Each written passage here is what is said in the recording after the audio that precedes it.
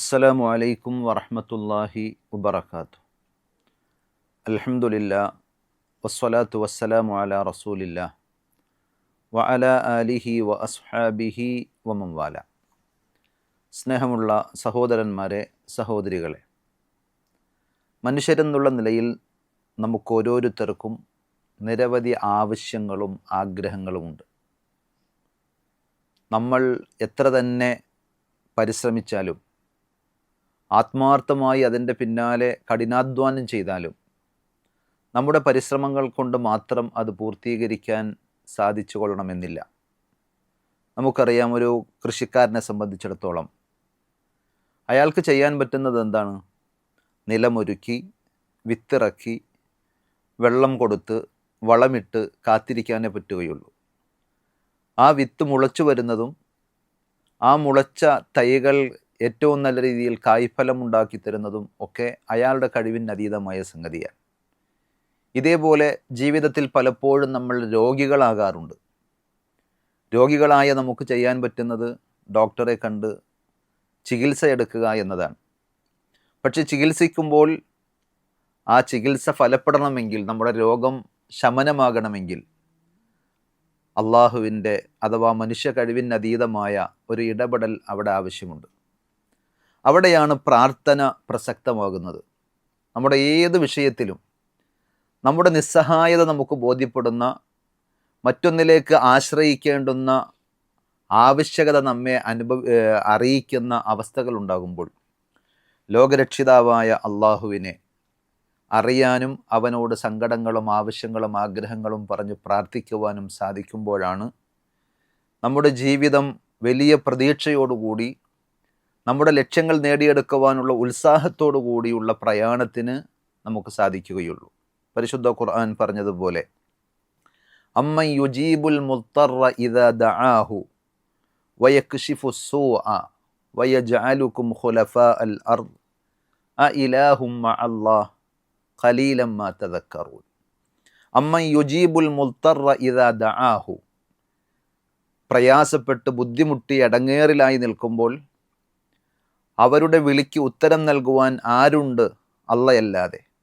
വയക്ഷിഫു സ്സൂ, അവർ നേരിടുന്ന പ്രയാസങ്ങളെയും ബുദ്ധിമുട്ടുകളെയും ദൂരീകരിക്കുവാൻ, നീക്കിക്കൊടുക്കാൻ ആരുണ്ട് അള്ളയല്ലാതെ.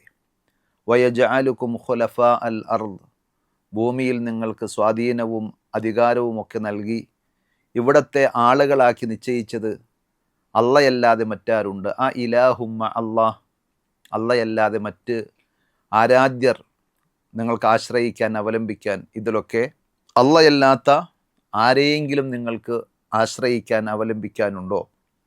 ഖലീലൻ മാ തദക്കറൂൻ, വളരെ കുറച്ചു മാത്രമേ നിങ്ങൾ ചിന്തിക്കുന്നുള്ളൂ, ആലോചിക്കുന്നുള്ളൂ എന്നാണ് ഖുർആൻ സൂറത്തുൻ നഹലിലെ 62-ാമത്തെ ആയത്തിലൂടെ പറഞ്ഞത്.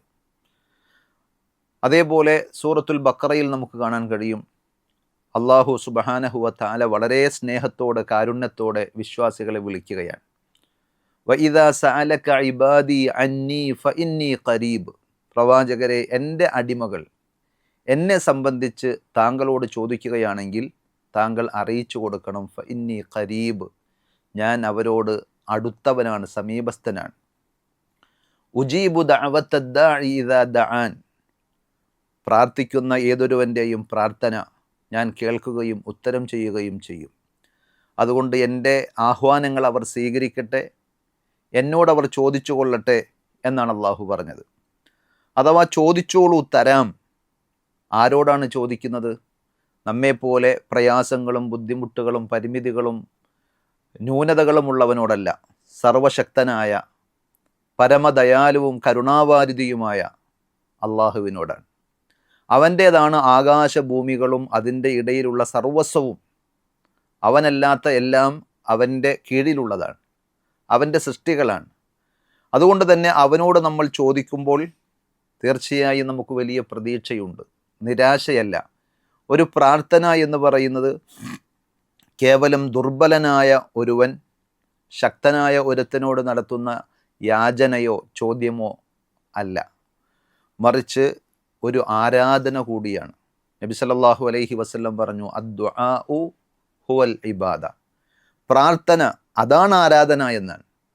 നമ്മുടെ ദുർബലതയും നിസ്സഹായതയും ഒക്കെ തിരിച്ചറിഞ്ഞ് പടച്ചറബിനോട് നമ്മൾ സങ്കടങ്ങളും ആവലാതികളും ആവശ്യങ്ങളും ആഗ്രഹങ്ങളും ഒക്കെ നിരത്തിവെച്ച് ആ പടച്ചറബിനോട് നടത്തുന്ന സഹായത്തേട്ടം പ്രാർത്ഥന അതൊരാരാധനയാണെന്നാണ്. നമ്മൾ നിസ്കരിക്കുന്നത് പോലെ, നോമ്പെടുക്കുന്നത് പോലെ, ഹജ്ജ് നിർവഹിക്കുന്നത് പോലെ, ഉംറ നിർവഹിക്കുന്നത് പോലെയൊക്കെയുള്ള ഒരു ആരാധനയാണ്.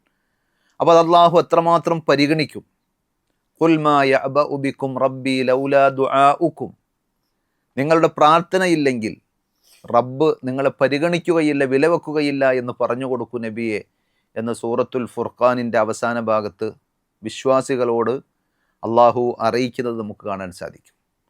അതേപോലെ നബി സല്ലല്ലാഹു അലൈഹി വസല്ലം പറഞ്ഞു, യദുല്ലാഹി മൽആ, അള്ളാഹുവിൻ്റെ കൈകൾ നിറഞ്ഞതാണ്.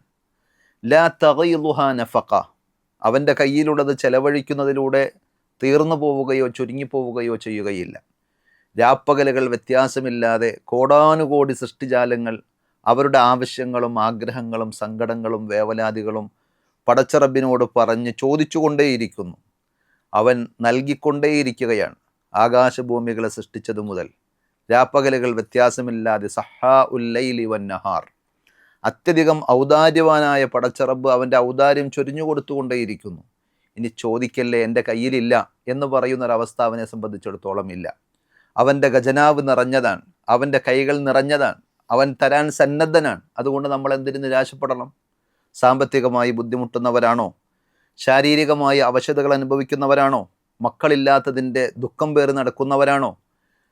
അതല്ല നമ്മുടെ മനസ്സിന് സമാധാനവും സ്വസ്ഥതയുമില്ലാത്തത് കൊണ്ട് വിഷമിക്കുന്നവരാണോ എന്ന് വേണ്ട, 100 കൂട്ടം ആവശ്യങ്ങളും ആഗ്രഹങ്ങളും ആവലാതികളും സങ്കടങ്ങളും ഒക്കെ ഉണ്ടെങ്കിൽ എല്ലാം ഇറക്കി വെക്കാനുള്ള ഒരു അത്താണിയാണ് പടച്ചറബ്, ഒരാശ്രയമാണ് അള്ളാഹു. അവനെ ആ രീതിയിൽ അറിഞ്ഞ് മനസ്സിലാക്കി അവനോട് സങ്കടങ്ങൾ പറഞ്ഞ് അവനിലേക്ക് അടുക്കുമ്പോൾ അള്ളാഹു നമ്മെ സ്വീകരിക്കാൻ തയ്യാറാണ് എന്നാണ്. നോക്കൂ നിങ്ങൾ, നബി സല്ലല്ലാഹു അലൈഹി വസല്ലം പഠിപ്പിച്ചതുപോലെ, പരിശുദ്ധ ഖുർആൻ പറഞ്ഞു തരുന്നത് പോലെ നിരവധി അമ്പിയാക്കന്മാരുടെ ചരിത്രങ്ങൾ, ജീവിതത്തിൻ്റെ ഓരോ ഘട്ടങ്ങളിലും അത്തരം സാഹചര്യങ്ങളിലൂടെ കടന്നുപോയ പ്രവാചകന്മാർ പ്രാർത്ഥന എന്ന ഈ വജ്രായുധം ഫലപ്രദമായി ഉപയോഗിച്ചത് കാണുവാൻ സാധിക്കും. മക്കളില്ലാതെ വിഷമിച്ച ഇബ്രാഹിം നബി അലൈഹി സ്വലാത്തു വസ്സലാം, സക്കരിയ നബി അലൈഹി സ്വലാത്തു വസ്സലാം പടച്ചറബിനോട് ദുആ ചെയ്യുന്ന രംഗം ഖുർആനിൽ നമുക്ക് കാണാൻ കഴിയും. രോഗങ്ങൾ കൊണ്ട് വിഷമിച്ച 10-18 വർഷങ്ങളോളം രോഗത്തിൻ്റെ തീവ്രമായ പിടുത്തത്തിൽ പരീക്ഷണത്തിൽ പ്രയാസപ്പെട്ട അയ്യൂബ് നബി അലൈഹി സ്വലാത്തു വസ്സലാം അള്ളാഹുവിനോട് നടത്തുന്ന സംസാരം പരിശുദ്ധ ഖുർആൻ സൂറത്തുൽ അംബിയായിലൂടെ നമുക്ക് പറഞ്ഞു തരുന്നുണ്ട്. വ അയ്യൂബ ഇദ് നാദാ റബ്ബഹു അന്നി മസ്സനിയദ്ദുർറു വ അൻത അർഹമുർ റാഹിമീൻ, പടച്ചറബ്ബേ എനിക്ക് ദുരിതവും പ്രയാസവും ബാധിച്ചിരിക്കുന്നു.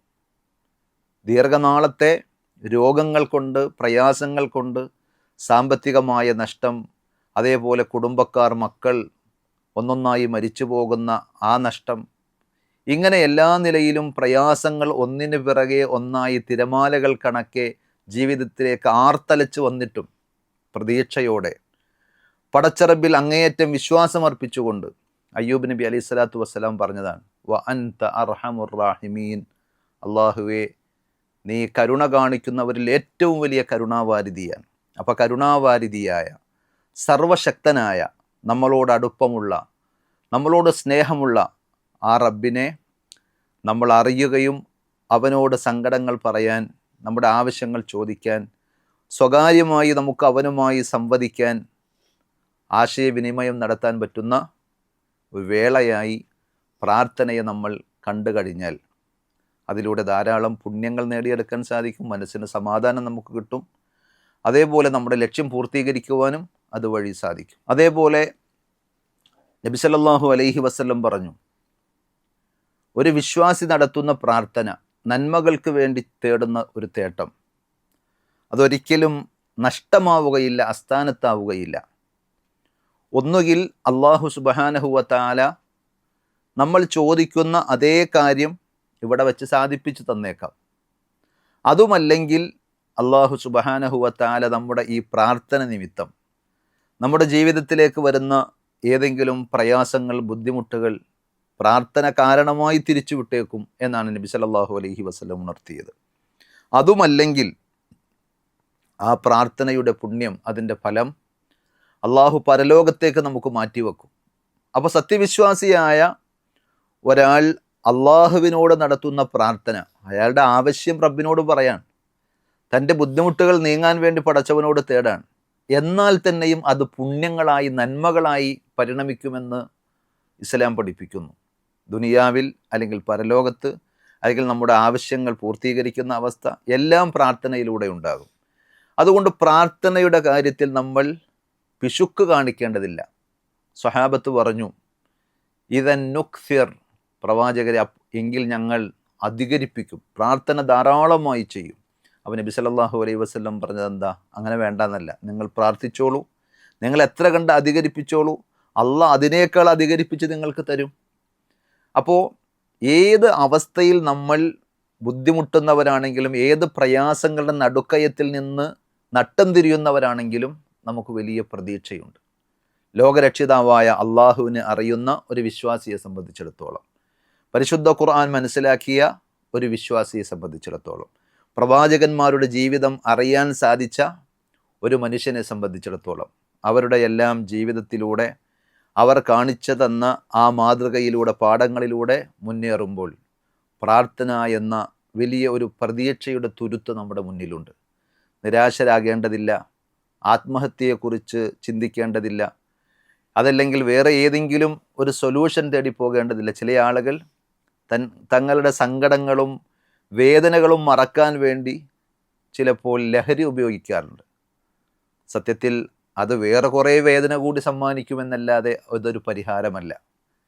രോഗചികിത്സക്ക് അടിസ്ഥാനപരമായ കാരണങ്ങൾ കണ്ടെത്തി ചികിത്സിക്കേണ്ടതിന് പകരം തൊലിപ്പുറമെയുള്ള ചികിത്സ പോലെ, സിംറ്റംസ്, രോഗലക്ഷണങ്ങൾക്ക് മാത്രം ചികിത്സ നടത്തുന്നത് പോലെ അത് ഒരിക്കലും ശാശ്വതമായ പരിഹാരമല്ല. അതല്ലെങ്കിൽ സംഗീതത്തിൻ്റെ പിന്നാലെ, വിനോദങ്ങളുടെ പിന്നാലെ, അള്ളാഹു നിഷിദ്ധമാക്കിയ പല തിന്മകളുടെയും പിന്നാലെ ആശ്വാസത്തിന്, സമാധാനത്തിന് വേണ്ടി പായുന്ന ഓരോരുത്തരും ചിന്തിക്കേണ്ടതുണ്ട്. സർവശക്തനായ അള്ളാഹുവിനെ അറിഞ്ഞ് അവനിലേക്ക് കൈകളുയർത്താൻ, മനസ്സ് അവന് സമർപ്പിച്ചുകൊണ്ട് സങ്കടങ്ങൾ പറയാൻ, ആഗ്രഹങ്ങൾ പടച്ചറബിൻ്റെ മുന്നിൽ ഇറക്കി വെക്കാൻ നമുക്ക് സാധിച്ചാൽ തീർച്ചയായും നമ്മുടെ ജീവിതത്തിൽ സന്തോഷവും സമാധാനവും സ്വസ്ഥതയും ഉണ്ടാകും. ഖുർആൻ പറഞ്ഞതുപോലെ, അലാ ബിദിക്രില്ലാഹി തത്മഇന്നുൽ ഖുലൂബ്, അറിയുക, ഹൃദയങ്ങൾ ശാന്തി അടയുന്നത്, സമാധാനം കൊള്ളുന്നത് അള്ളാഹുവിനോട് കാര്യങ്ങൾ പറയുമ്പോഴാണ്, അള്ളാഹുവിനെ കുറിച്ചുള്ള സ്മരണയിലാണ്. അപ്പോൾ പടച്ചറബിനെ ധാരാളമായി ഓർക്കുവാനും ആ പടച്ചറബിനോട് നമ്മുടെ എല്ലാ സംഗതികളും പറയുവാനും നമ്മൾ സമയം കണ്ടെത്തണം. അങ്ങനെ പ്രാർത്ഥന എന്ന് പറയുന്ന നമ്മുടെ ഏറ്റവും മൂർച്ചയേറിയ ആയുധം, അത് ഫലപ്രദമായി വിനിയോഗിക്കുവാൻ നമുക്ക് സാധിച്ചാൽ ഈ ലോകത്തും പരലോകത്തും നമുക്ക് രക്ഷപ്പെടുവാൻ സാധിക്കും. സർവശക്തനായ അള്ളാഹു അത്തരം വിജയികളുടെ കൂട്ടത്തിൽ, സൗഭാഗ്യവാന്മാരുടെ കൂട്ടത്തിൽ നാം ഓരോരുത്തരെയും ഉൾപ്പെടുത്തി അനുഗ്രഹിക്കുമാറാകട്ടെ.